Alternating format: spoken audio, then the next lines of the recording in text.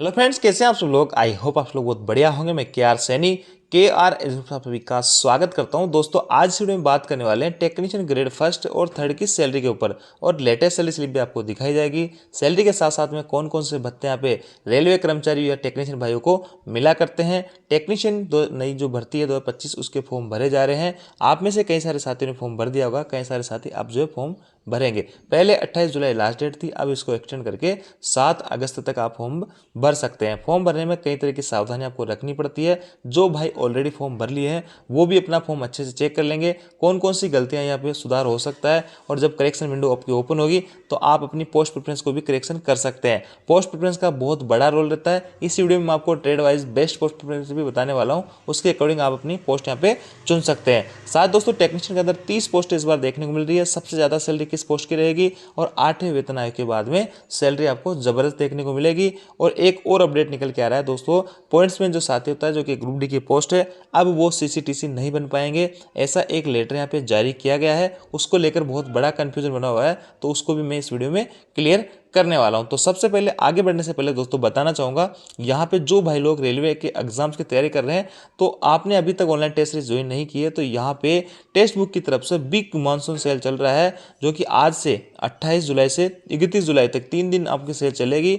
और ये मात्र ईयरली पास पर आपको मिल रहा है 351 रुपये में। आप हमारा कूपन कोड सैनी यूज करके 12% तक की अतिरिक्त छूट ले सकते हैं। देखिए दोस्तों, यहाँ पे आप अपनी ऑल इंडिया रैंक देख सकते हैं। हूबहू आपका एग्जाम का जो पैटर्न होता है उसके अकॉर्डिंग पेपर तैयार किए जाते हैं। एक ही प्लेटफॉर्म पे आप ये सभी एग्जाम्स के जो है पेपर अलग अलग लैंग्वेज में आप दे सकते हैं।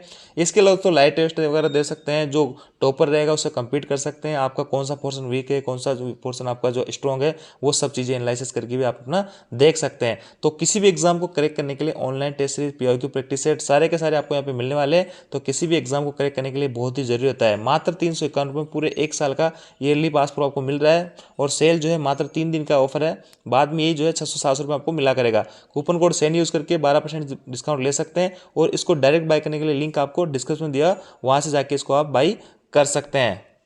अब देखिए दोस्तों, क्वारंटाइन तो आपने देख ही लिया होगा कि पहले जो आपकी 28/7 तक फॉर्म भर रहे थे, अब जो है 7 अगस्त तक आप फॉर्म इसमें भर सकते हैं। तो ये जो डेटें थी आपकी नोटिफिकेशन में, वो चेंज करके अब ये हो जाएगी। आपकी जो करेक्शन विंडो है, पेमेंट की डेट ये है, और आपकी जो करेक्शन कर सकते हैं, जैसे कि आप मॉडिफिकेशन कर सकते हैं फॉर्म में, वो डेट आपकी अब रहने वाली है 10 अगस्त से 19 अगस्त। तो देखिए इस डेट के अंदर आपके फॉर्म में किसी टाइप की गलती हो जाती है तो उसको आप सुधार लेना दोस्तों, वरना आप बाद में पछताओगे। जैसे कि कौन कौन सी गलतियां पे आप विशेष तौर से ध्यान करोगे, जो फॉर्म भर चुके ऑलरेडी, वो एक तो अपना सिग्नेचर देखेंगे। सिग्नेचर कैपिटल लेटर में नहीं होना चाहिए। रनिंग लेटर में, इंग्लिश के रनिंग लेटर में आप सिग्नेचर कर सकते हैं, हिंदी में आप सिग्नेचर कर सकते हैं। सबसे इंपॉर्टेंट बात है, कैपिटल में हो रखा तो आपका फॉर्म रिजेक्ट हो सकता है। अच्छे से चेक कर लेना फॉर्म को दोबारा से।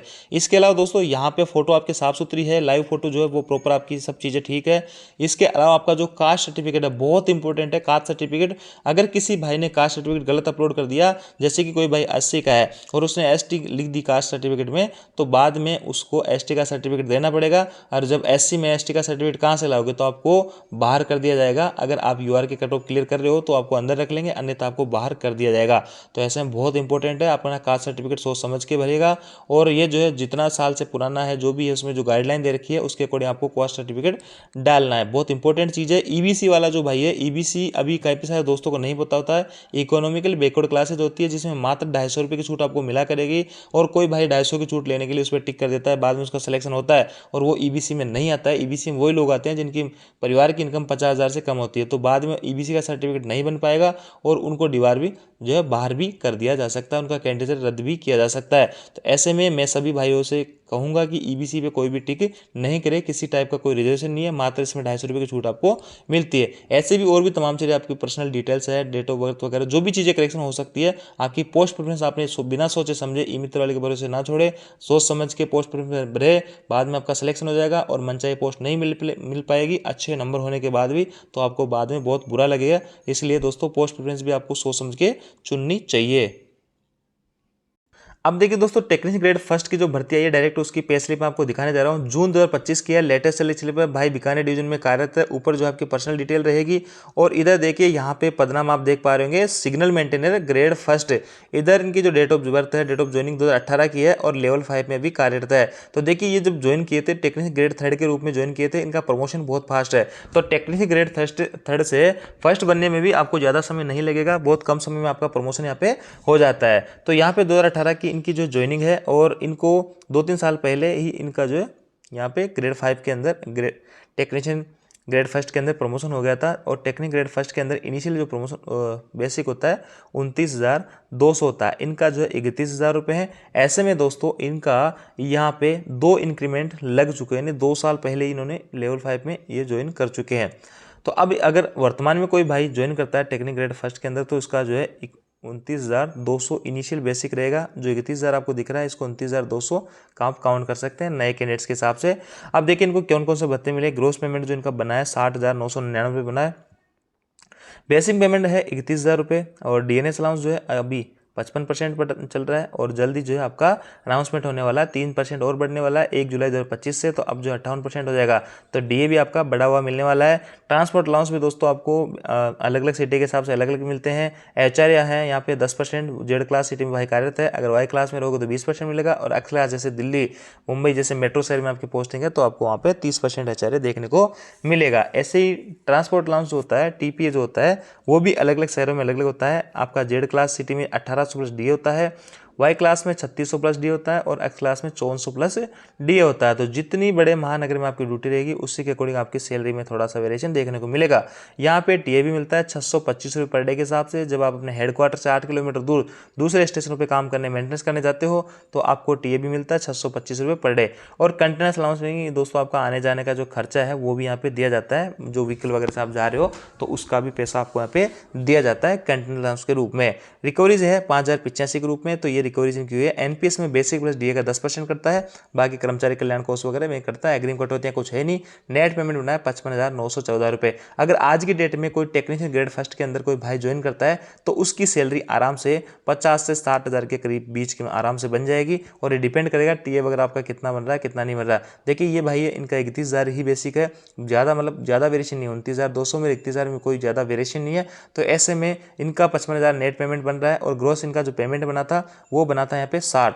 तो 60 से 65 के करीब जो आपका ग्रोस बन जाएगा वर्तमान में कोई टेक्निशियन ग्रेड फर्स्ट ज्वाइन करता है तो। और दोस्तों यहाँ पे नेट पेमेंट की अगर मैं बात करूँ तो 50 से 60 के बीच में आपका नेट पेमेंट बनने वाला है टेक्निशियन ग्रेड फर्स्ट के अंदर।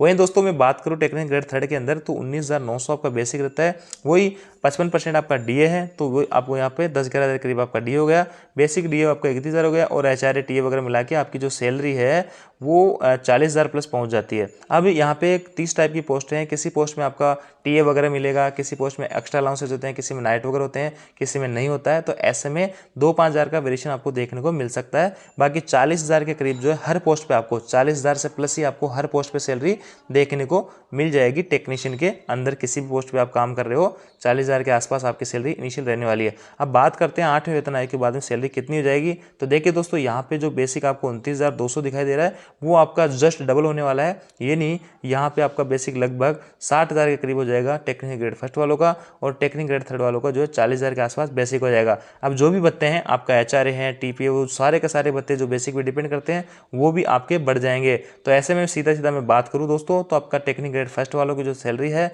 वो 70,000 के आसपास 65 से 70,000 के करीब आराम से पहुंच जाएगी। और इधर अगर ग्रेड थर्ड वालों की बात करूँ तो मैं 50,000 प्लस आराम से 50,000 के आसपास सैलरी आपकी पहुंच जाएगी। तो अच्छा खासा हाइक आपको देखने को मिलेगा 8वें वेतन आयोग के बाद में। बाकी मेनली डिपेंड करेगा कि फिटमेंट फैक्टर क्या रहेगा, उसके आधार पर आपकी सैलरी वगैरह हाइक देखने को मिलेगा।